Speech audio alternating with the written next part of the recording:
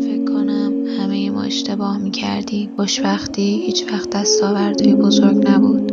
احتمالاً جرعه های چایی بود که هر روز نوشیدیم، یا شایدم لابلای صفحه های کتابی بود که ورقش زدیم. شاید خوشبختی برنامه تلویزیونی مورد علاقمون بود، یا شایدم اون خواب عمیق بعد از یه روز طولانی. خوشبختی شاید صدای تپ تپ بارون روی شیشه بود، یا شایدم تمام لحظه های کوچیکمون که تو فکر دستاوردهای بزرگتر بودیم همون خوشبختی بود. خوشبختی میتونست خیلی چیزا باشه، یا شایدم خوشبختی خود ما بودیم. خنده هامون، احساساتی که داشتیم و تمام